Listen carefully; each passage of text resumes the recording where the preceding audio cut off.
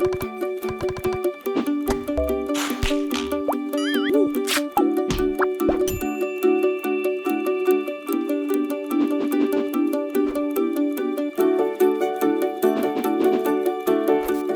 m'appelle Dominique Corbando. J'ai ouvert il y a 4 ans et demi un café à Bergerac en Dordogne.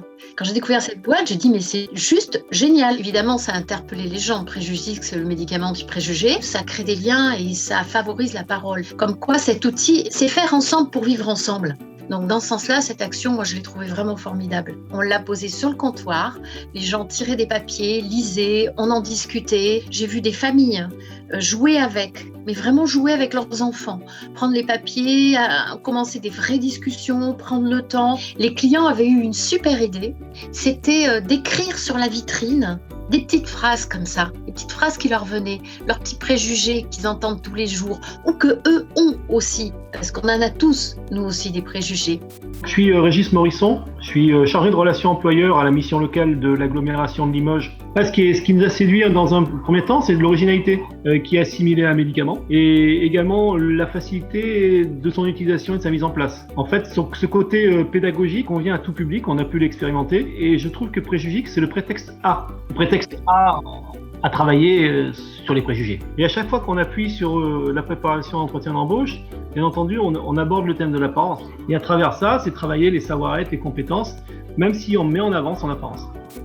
Je m'appelle Marjorie Demory, je suis enseignante d'histoire-géographie au Collège Notre-Dame, Le Cluseau à Sigoulès. Alors c'est un vrai support pédagogique, ces valeurs autour du respect de la personne, autour du refus des discriminations, allaient pouvoir être discutées ouvertement et avec tout le monde. On a eu l'idée d'organiser le montage des boîtes sous forme d'un atelier à la manière du Fordisme pour expliquer à chacun des élèves comment se passait la vie de l'entreprise au début du siècle et quelles étaient les conditions de travail des ouvriers.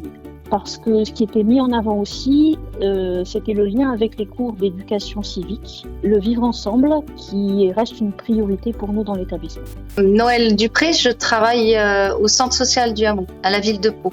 Ça rentrait dans tout le cadre de la lutte contre les discriminations et nous avions une ouverture plutôt familiale. Donc toutes les couches des générations étaient possiblement touchées, c'est ce qui nous intéressait. En fait, nous l'avons installé sur la banque accueil, donc toutes les personnes qui souhaitent peuvent l'avoir gratuitement. Et nous avons fait beaucoup d'ateliers différents de mise en boîte pour pouvoir expliquer en quoi consiste la démarche.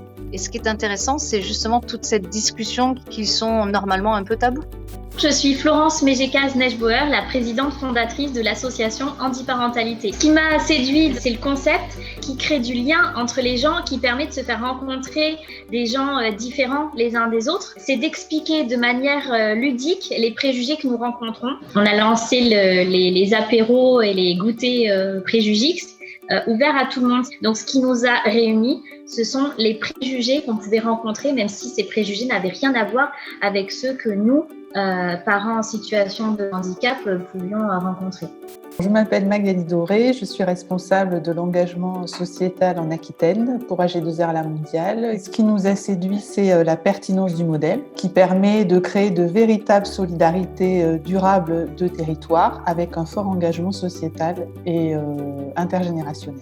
Dès lors qu'on avait un stand sur un événement, donc ça nous a permis de faire connaître et de diffuser les boîtes de Préjugix à de nombreux publics.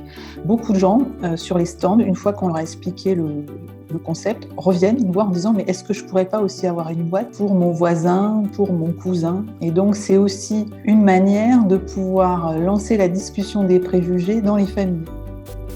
Dario Gérard, président de l'association de la Grande Roue du Jeune. On a fait 15 ateliers de mise en boîte ouverts à toute la population de Castellgallo. Au fur et à mesure qu'on faisait une boîte, une grande vitrine, et on faisait le grande vitrine aussi. Ça, je pense que c'est ça qui a permis de... Il y a beaucoup de personnes qui se sont intéressées, qui ne connaissaient pas le préjudice. Je suis Laurence Toveau, documentaliste à l'Institut de formation des professionnels de santé du Villeneuvois. Nous, on a des étudiants qui sont formés à la pharmacologie, donc qui entendent parler de divers médicaments, mais des médicaments contre les préjugés, ça n'existait pas.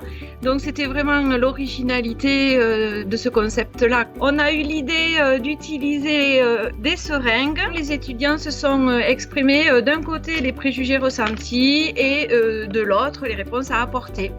Je m'appelle Henri Judic, je suis enseignant en CM2 à l'école Notre-Dame de Questembert. J'y ai vu pour moi une opportunité pour provoquer une discussion avec mes élèves. Donc nous avons débattu sur ce qu'est un préjugé. On en a conclu qu'on pouvait soigner des mots avec des mots. Donc c'est ainsi qu'ils ont créé des boîtes de Méchantix, des boîtes de Vangile, de Conflix.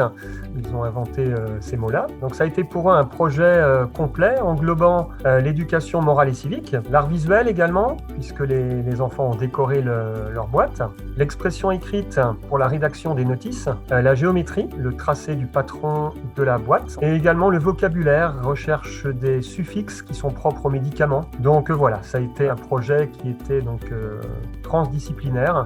Je suis Béatrice Perra, je suis responsable du service RSE à Pôle emploi Nouvelle-Aquitaine. Le format de la boîte qui interpelle, de pouvoir manipuler un objet sur une thématique aussi abstraite que les préjugés, en résonance aussi avec les valeurs de Pôle emploi, une de ses missions principales, la lutte contre la discrimination et la promotion de la diversité à Pôle emploi. On a déjà distribué une boîte à chaque agent de Pôle emploi, quelle que soit sa fonction. On s'est saisi de l'opportunité donc de cette distribution pour faire un tournage, pour saisir sur le vif les réactions de nos collaborateurs. Et notre dernière brique de ce plan d'action, pour arriver à faire notre boîte Made in Pôle emploi, c'est de challenger les collaborateurs de Nouvelle-Aquitaine, quels qu'ils soient, où chacun pourra poster ses idées, ses vidéos, ses solutions sur la thématique des préjugés. Je suis Madjane, présidente d'OS l'association. Vous venez de voir beaucoup de choses, maintenant c'est à vous de jouer et rejoignez-nous sur préjugix.com.